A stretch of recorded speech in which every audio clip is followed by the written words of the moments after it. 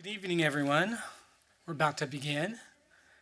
Welcome to the Billy Wilder Theater, home of public programs for the UCLA Film and Television Archive. My name is Mark Quigley, and I'm the John H. Mitchell Television Curator for the Archive. Before we begin, as a land-grant institution, the Film and Television Archive at UCLA would like to acknowledge our presence on the traditional, ancestral, and unceded territory of the Gabrielino and Tongva peoples. We are humbled to do work in this community. Thank you all very much for attending our celebration of trailblazer Robert L. Goodwin, one of the very first African-American writers for primetime network episodic television.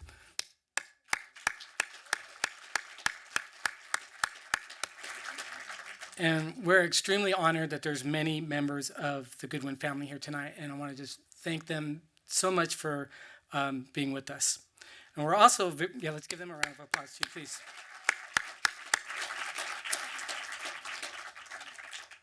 We are very honored to co-present this screening with the National Museum of African American History and Culture.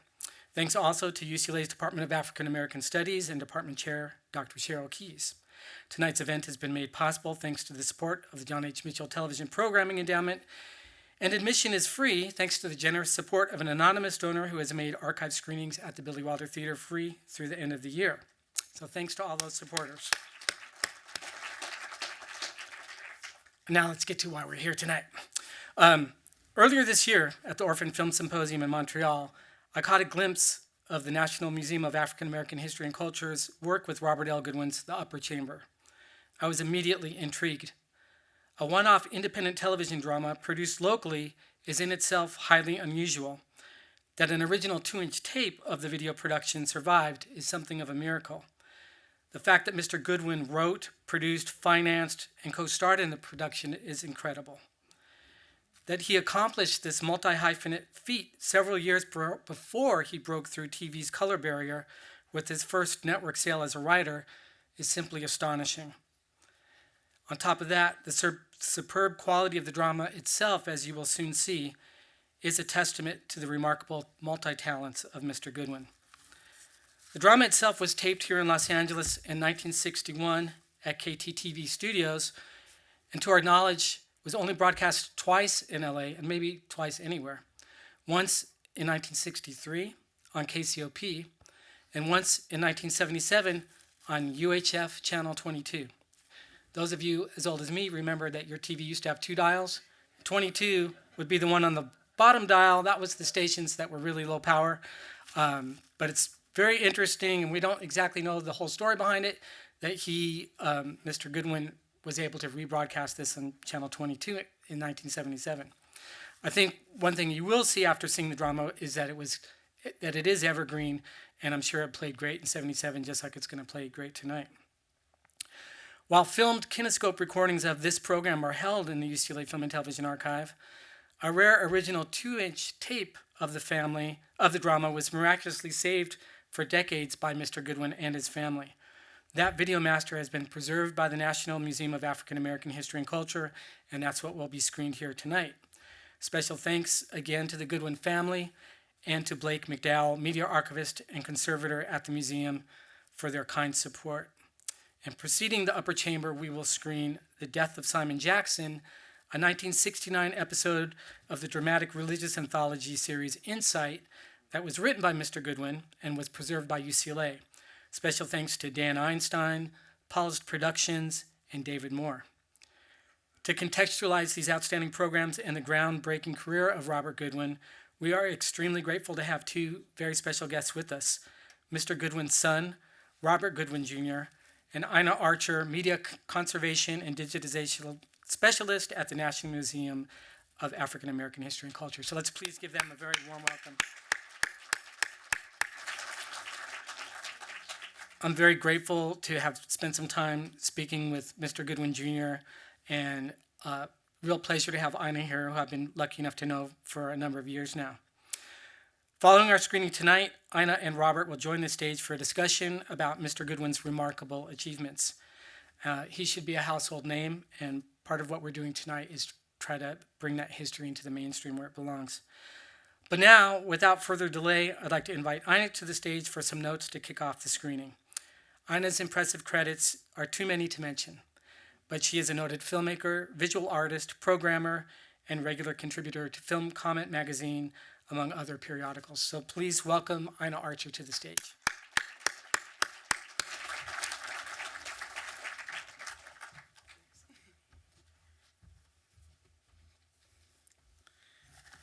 Thank you. I'm so glad to be back here at the Billy Wilder Theater, where I would come and do meditation and see some films. So it's really great to be here. Thank you so much, Mark.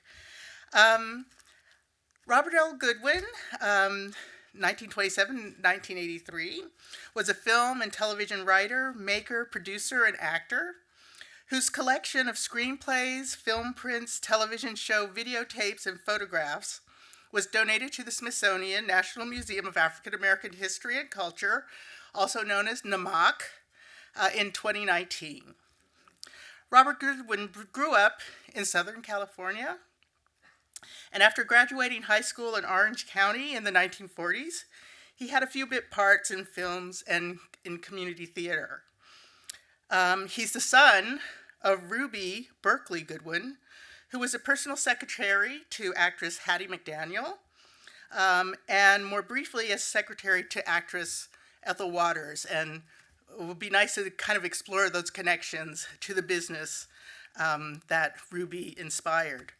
Ruby Berkeley Goodwin was also the author of an important 1953 text, It's Good to Be Black. And in 1948, Robert Goodwin began writing and producing stage plays.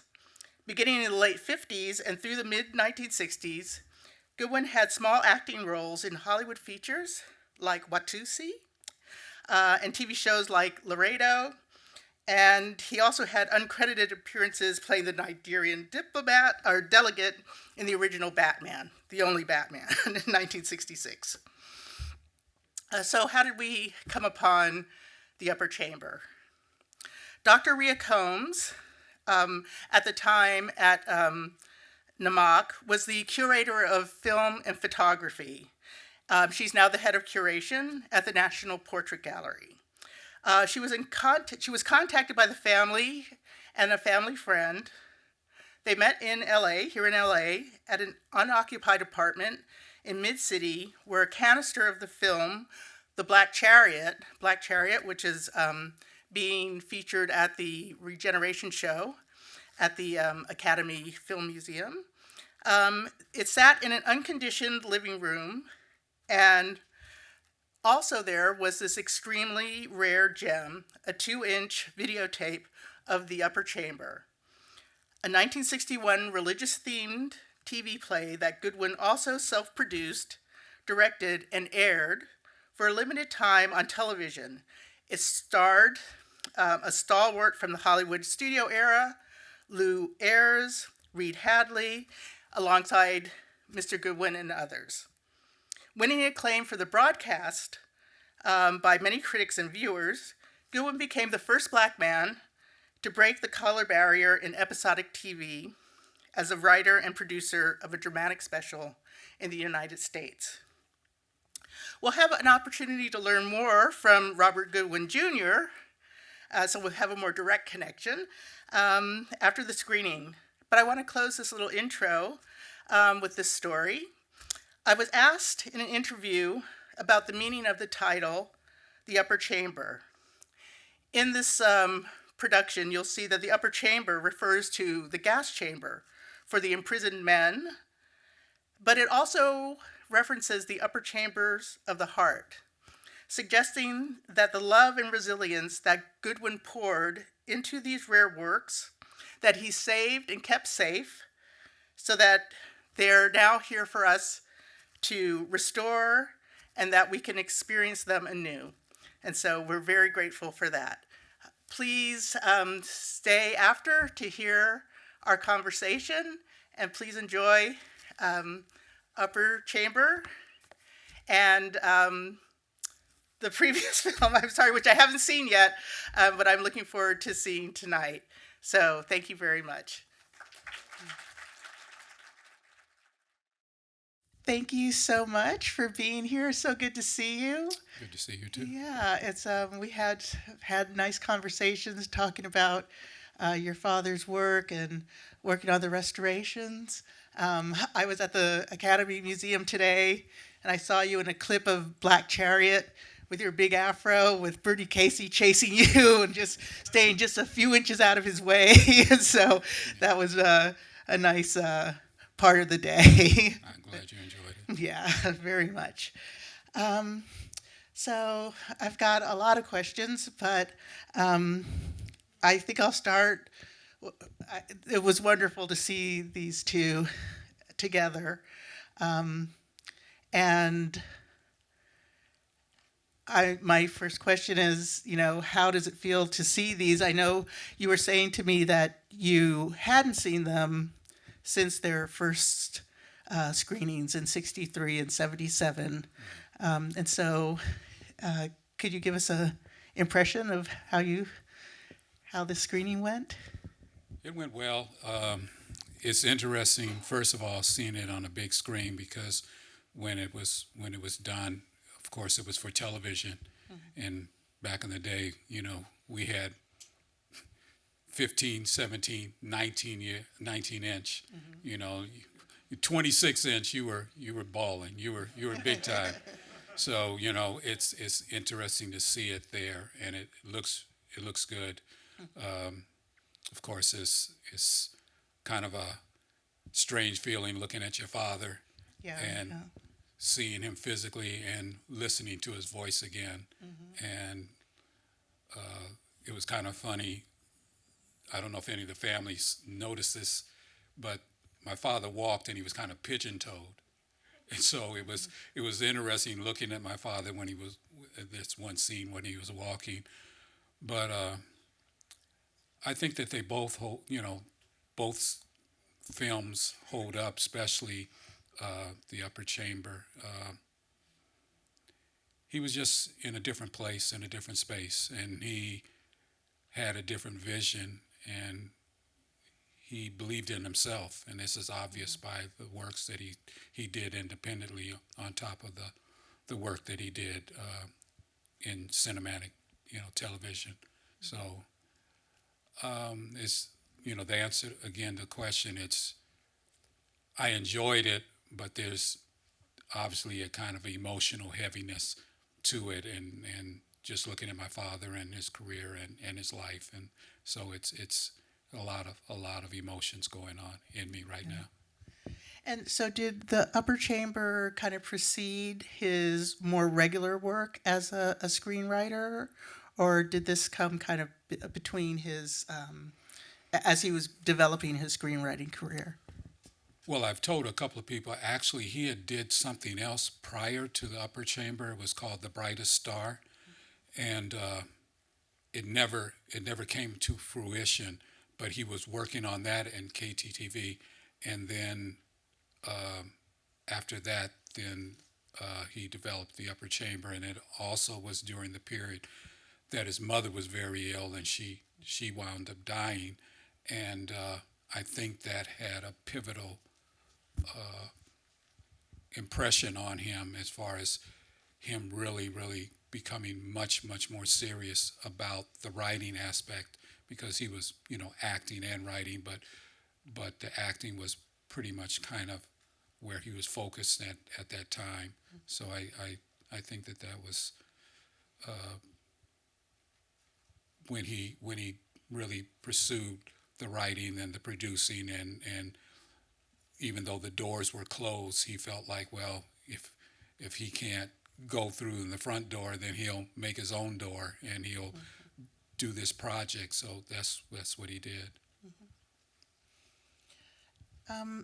I noticed with the Upper Chamber and with Black Chariot, which we're also working on at the museum, and the death of Simon Jackson, which was amazing to see that. I came into it completely unprepared, but had heard good things. This combination of a kind of expression of faith, expressions of personal integrity, and then kind of working against other kinds of either radical or, in the case of Upper Chamber, maybe the law. But in the end, faith being very central to all of these stories. And I was wondering if you could talk about that, and how that was reflected, or how you might have seen that in your father's work and his thinking. I don't know if any of us, meaning the family, really understood or perceived how some of the things that he did was kind of cathartic for himself. He never discussed faith, religion. He never talked about. I didn't know until I was an adult that he had went to theology school for a year. He never talked about it. I never knew my father was an ordained minister at 16. Oh, wow. A lot of things, he just kind of lived it and kind of telling a story, but also I think he was wrestling with his own spirituality, his own faith, and where he was in his life, and I think that it had much more of an impact than any of us really understood, and I'm not even sure if he truly understood, that he left one, because his family believed or thought that he was going to be a pastor and a preacher, and so when he came back, he decided that this was what he was going to pursue, even though he was exposed to this because of his mother, because she was in the Hollywood industry at the time. So he had been exposed, but he had not really shown a lot. I mean, even though people knew he had the gift, but they didn't know if he was going to pursue it, or really kind of thought that he was pursuing a different path. So, I think that this whole thing of faith and just finding purpose and understanding who you are, what you are, understanding your mortality, understanding, why you're here, believing in something or not. And so I think that these are all areas that he really was pursuing, as far as artistically, but also pursuing innately within himself. Could you say a little bit more about the influence of his mother, and do you think that the turn towards the business was something that she encouraged, or was that? I don't know if she had. I believe that he knew about. Well, of course, she, like you said, she had been the publicist and for Hattie McDaniels and for Ethel Waters, and she also she was a writer. She was Right. supposed to have been the first black to have a syndicated column for Hollywood during the period. So during the 30s on up through my father's life, he was exposed to different actors, writers. My grandmother had relationships as far as people that she traveled around with or knew. Aldous Huxley, or these different writers that were he was being exposed to and being around. So I think that he knew that he was a storyteller. The one thing that's interesting about what we're watching today is that there's so much dialogue. There's so much conversation. The things that we don't think about, or we don't do a lot of anymore. Or even you see in people from different walks of life, different experiences, but they're communicating with one another, or they're really listening, and they're having this open conversation where where we are now, kind of we've kind of lost that. Even when we're on the phone and we're texting now, we don't talk, we text. Yeah, you're talking Yeah, we're not talking to one another. Whereas you see this, those two projects, there's a lot of dialogue, which a lot of times you don't even see. Now we're not exposed to long portions of conversation. It's usually short clips or short sentences. So I think that he just knew that he was a storyteller, and that he had this platform, and he utilized it, and he knew that he had an opportunity to give it to the world, or give it to beyond, the exposure that he had up to that point. Yeah, I was thinking about how his films of looking at Black Chariot and the Upper Chamber, and thinking about how what a strong sort of directorial vision there was in the projects. Even though he's the screenwriter and producer for Upper Chamber, but there's something about the writing and storytelling that translates so well to the televisual medium. And I was wondering, did he have, prior to Black Chariot, ideas of directing, or was this just that he had this very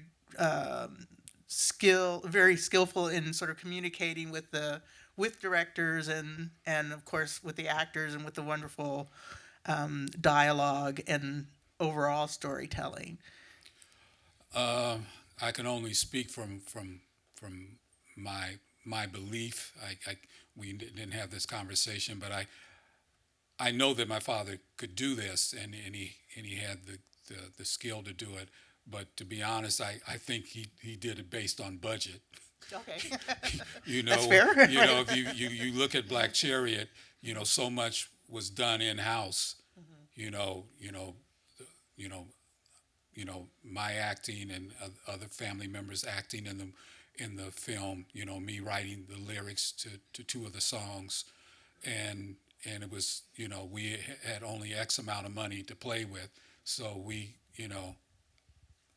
I can just only conjecture that I believe that a lot of it had to do with finance, and just how much we could squeeze out of a dollar. Right. But in the course of squeezing out the dollar, did you feel that you had freedom in order to kind of compose the way you wanted to, or was he more precise about what he was asking for?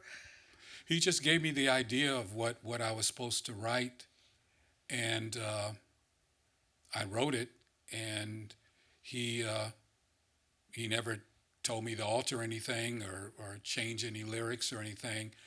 And I think I told you that when we had seen it at the Oscars, I had, it's over 50 years ago, so I knew kind of the lyrics, but I didn't have the songs in my head. They didn't resonate. And so when I saw it and was listening to the music and the soundtrack, I was blown away. I mean, I really was shocked and surprised at how good the soundtrack was, and that it should have been put out as a soundtrack. And then the two songs that I had written, I had been highly not necessarily negative critical, but just not really thinking that they were that that much. I just thought, yeah, I did what I was asked to do, and that was sufficient. But I realized, or at least for my mind, that I thought the songs stood up, and that they were poignant as far as how they related to the scene, especially the title song. So Yeah, we're scheming to put together that soundtrack album. Is really definitely an earworm. So hopefully that'll be part of next steps, because I think it works really, really well. Yeah. Do you have a sense that your father, when he was working on screenplays, because there's, he worked for so many different shows, and I'm thinking about Julia, or characters like Link in Mod Squad. When we have a huge collection of your father's screenplays that are amazing. They're the handwritten versions and typed versions, and they have very evocative titles. And so it seems like for characters, certainly like Julia, that he was trying to kind of expand the characterizations of these figures. Maybe thinking about Link in the Mod Squad as being more radicalized, and Julia, sort of plunging into more explicit conversations about race. Did he pitch these stories to production companies, or did they come to him and ask for these stories? How did that relationship work? Do you know?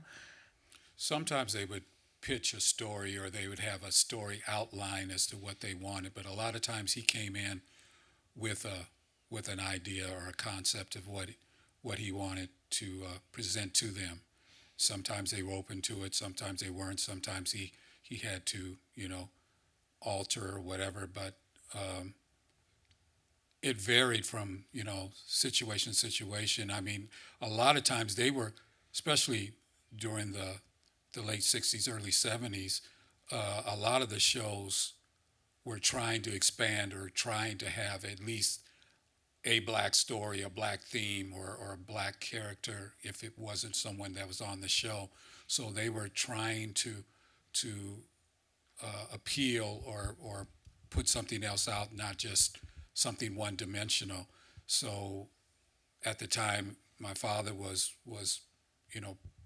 primarily the most prolific black writer out there. I mean, there were a few more out there, but he was the one that was kind of like the go-to. He was the one that was putting pen to paper to a lot of different shows, and he built up a name and a reputation for himself. And so a lot of people, it opened the door for him to be able to do different episodic shows. What was that like? What was life like, being in that family and having that kind of fame? Or did you feel like you were kind of isolated, or did you feel like you were part of a community, or a little of both? How did that work? Each family member would probably have to give you their impression as to, because we all went through different things. We all went through different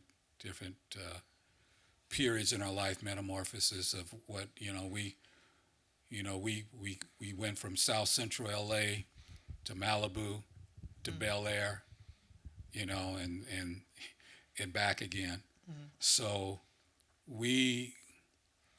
I don't think any of us really, we understood our environment and what was going on with us, but I don't think any of us got caught up in the Hollywood, industry or the machine or us thinking that we were, better than anybody. We were still connected to family members. We were still connected to people that we had grown up with. So we all enjoyed some of it, and we all kind of struggled and went through a gauntlet of other things that we had to experience to take us through where we had to go. But I think that it was just a period in our lives that none of us would want to change, because it's made us unique within ourselves and understanding, the process of being with somebody that's creative, being with somebody that sees things from a different perspective. And you can come home one day, you look at a piece of paper and it's blank, and then 24 hours later, he could have a script or a portion of a script, and you see, the creative process in reality, and how and then you see, the finished product, and like I said, 50, 60 years later, now we're looking at it, and people are discovering or finding out something that we always knew or understood, but sometimes history takes time to catch up with itself. So it's just a strange feeling right now to be, none of us ever thought this would happen. And definitely wouldn't happen the way it's been happening right now. 2022 has been a roller coaster, and it's been just as all these different things happening at one time, and we just kind of like just putting on the seatbelt and just trying to hold on, because we don't know where this is going, and we're just grateful and thankful for that this opportunity and people to kind of at least see the apex of that it didn't just start with Spike Lee, Right. and it's there's Oscar Michaud, there's a lot of other people that have been trailblazers, Spencer Williams, there's so many people that have come before, even my father, and the period that he came, that people have taken it and been able to do other things that he wouldn't envision. Stream. I mean, my father would love to have streaming right Yeah. now. Yeah. We have. I mean, there's so many areas now. Hey, YouTube. Hey, you can do some damage on YouTube. So Yep. I mean, so anyway, it's just a interesting and a enlightening time to be in, and I'm just glad that my family that's here and the ones that are not here, that we've lived long enough to see this happen, because we've lost some along the way. So I'm just glad that the ones that are here, that we're able to enjoy and appreciate the struggle that we had to go through. We're so happy to be able to bring these or to have these works be in their correct position in the history of media making. And I think especially for television, where we look a lot at African American film production, but neglect sometime. We look at how Black people are depicted on television, but not necessarily their roles behind the scenes. And as you say, episodic TV, and there's so much going on at this point, and it's so good to know or to be reminded that there was trailblazing for that. And so it's very, very helpful to see, his broad reach in the television field. And it's just so fascinating. The way that he was engaging with the technology of that time, and yet also doing very strong storytelling. Did you all sort of celebrate when one of the programs would come on? Would you gather around the television and watch them, or? Oh, yeah. Yeah. I mean, and my father he would always send out flyers to people. He would just send out. He would have a copy of the show, and he'd have it folded, and so people would get it in the mail. So it was like Oh, okay. it was like a big event, not just for the family, but for people people within the family, outside of the nuclear, and then also people just in the community, or people that he wanted to try and let them know that, hey, watch this, and watch Bonanza on Sunday, blah blah blah, or watch All in the Family, or whatever he was doing at the time. Oh, that sounds so exciting. Yeah. And so, and then after it was over, did you all just kind of debrief, or was it more like, I don't know okay, if we good night, Dad? I think that sometimes we would have a conversation, or we would discuss, and then a lot of times we would just, I don't know, it wasn't like we just ignored it, or we were ambivalent about it, but I think that each one of us kind of was processing what we had seen. And my father wasn't the type of person that he would ask for a critique or this, that, and the other. I mean, if we wanted a critique, or we came to him, but he wasn't necessarily looking for validation, or for us to say one thing or the other. Each one of us was gonna, and then we're all in different ages too. Yeah, yeah. So there was, that was another thing, that some were younger than the others. So some may have been watching, but not necessarily being able to comprehend what they were watching. But I think that we all knew that something special was happening, and that it was something that we should, pay attention to, and like I said, acknowledge that, hey, this is your father's work. This is his vocation, and be honest, this is what's keeping us fed. This Yeah. is what's keeping us indoors. So you better support her. Rah rah rah, cheer him on. Yeah. And were you excited about the actors and stuff, or were there people that you were kind of like, ooh, I'm into Oh, I was very. I mean, naming off the people that my father wrote for. Of course, you talk about Diane Carroll. You're talking about Cecily Tyson, George Stanford Brown. Um, what's his name? Otis Young, Roscoe Lee Brown. We can go on and on of the different people that he wrote for. Or even Robert Dokey and Amazing, yeah. even Lou Ayres. I mean, a lot of people don't know who Lou Ayres may have been. Lou Ayres was him and Reed Hadley. They both have stars on Hollywood Walk of Fame. Lou Ayres was the first one that did All Quiet on the Western Front.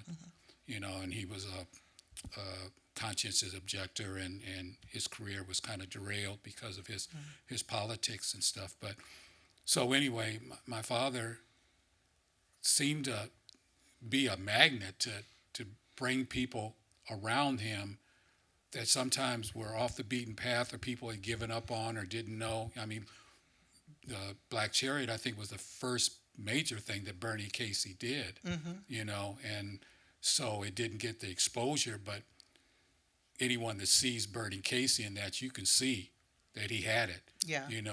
Richard Elkins, who was, I forgot that Richard Elkins Yeah. was in The Death of Simon Jackson. And Richard Elkins wasn't supposed to be in the Black Chariot. It was supposed to be William Marshall. Oh, wow. But something happened, and William Marshall fell out, and Richard Elkins was put in that role. And Richard Elkins almost steals the whole He's whole very, movie. very striking, He's, yeah. he's incredible. Him and Barbara O. Jones. Barbara was, it was one of her first major things. So, but he had a impact, and we enjoyed those people, and having the opportunity to see those people on the screen, and allowing them to work. I don't know if I mentioned Flip Wilson. He was in Love American Style, Oh, and yeah, that's an incredible. I think that's the first major thing Flip Wilson did as on an acting role, even though he was known as a comedian. So, or Lou, like I said, Lou Rawls, when he did The Big Valley, that was his first acting role. So I mean, I can go on. And Yeah, on. I was going to say I could go follow this path for hours, but we can't do that. Yeah. I think we have to. We're going to open it up for one or two questions, and then so before we run out of time. Sure. But yeah, no, that's exciting to hear about all those different roles. So we can take just one or two questions. Yes. Oh. Oh. What current writer would you say most carries on your dad's legacy of confronting social issues pertaining to the Black community? Wow, that's a good one.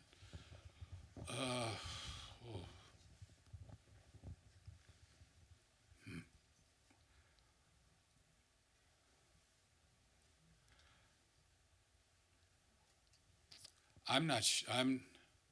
There were times where I would have said, and I guess the best I can come up with, at least at the moment, is Spike. But Spike is he can and he does do those kinds of things, but Spike also has been able, and I don't fault him for it, that he does commercial stuff, and I think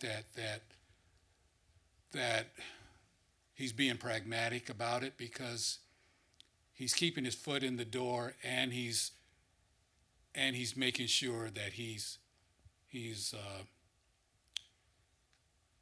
current, and that he's meeting his needs or his expectations as far as paying his bills and living, because that was one of the struggles and one of the challenges and the sacrifices that my father did, is that he did exactly what we're seeing, but his career and his life was affected by it, because when he did Black Chariot, and even when he did this, but especially when he did Black Chariot, he put his career on hold. You know, he should have continued writing for television, or allowed someone to take over the film, but he had so much invested in it, and because we really didn't get the response that we thought we should have gotten as far as distribution and support, that it derailed a lot of his career. So I'm sure maybe there is somebody else that I could think of, but that right now the only person I can say is Spike, that Spike will he's kind of like I look at Spike kind of like a shotgun, you know, where he just shoots stuff out, and you know, he'll do a documentary, he'll do, you know, a social commentary, he can do a comedy, he can do a drama, you know. Spike, you know, I don't know if it still is, but the Inside Man, at least at one point, was his biggest box office movie. It may be different now with him, with the Oscar that he had gotten, but at one point, Inside Man, now that's, you know, it's a good movie, but it's, you know, nobody's going to say it's a social commentary, except for this, you know, kind of the theme of getting back at this guy because of what he had done during the war. So I guess, like, to answer the question right now, only person I can think of is Spike Lee. Okay. So we can take one more question. That was a tough one. All right. Oh, okay. Up there.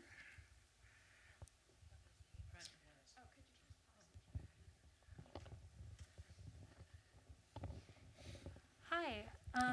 So I'm curious, what was the response like to the Insight special? Because it seemed like it was such a powerful, like, piece on race, and it was made so early, kind of like in a, like, because I know that Black Chariot was kind of like very extreme for the time when he created it, but like, did the Insight special like perform really well? It just seems so like strong in vision. You know, I really don't know, because Insight was you know, it wasn't as you see it. Each episode was different because they were hiring different writers and different performers, and so the Insight and Love American Style are the two projects that I can only think of that my father wrote, that he was not writing for specific, you know, quote unquote characters for shows. So I don't know how it resonated or how anybody responded. I mean, we knew that it was something different, it was something unique about it, and that he was telling something different, and it wasn't typical television or typical, you know, a series. He wasn't writing for a series. So I really don't know. You know, this was during the period of, you know, we're right in the throes of the Black Power movement, and, you know, Martin Luther King had died, just, you know, had been assassinated 1 year prior to this. So I think, we were still at that point struggling with, violence, nonviolence, race relations and things that, of course we're still dealing with now. But I really don't know. We never heard anything, in regards to, I don't even know how well the show stayed on for a number of years, but I don't know, what their, what the numbers were as far as people watching. And like I said, because of it being a different type of a show, it's not like you're tuning in every week to follow a certain character. You'd have to be into that show or know something about it to catch this particular show. A lot of people never even knew this existed or heard about this show or this show as far as Insight. So I wish I could answer it, but I really don't. Maybe there may be some write-ups about it, but none that I'm aware of. So I think with that, I want to say thank you. I really enjoyed seeing these screen together and getting to talk to you. We're so excited at the museum and here at the Academy Archive and with UCLA to work on your father's collection. We're still, digging through it, but it's been a real honor and a pleasure to work on Black Chariot and on the Upper Chamber, and we're looking forward to continuing and doing more. So thank you so much. I appreciate it. And thank you all for coming. And thank you, Mark, for having us. So have a good night.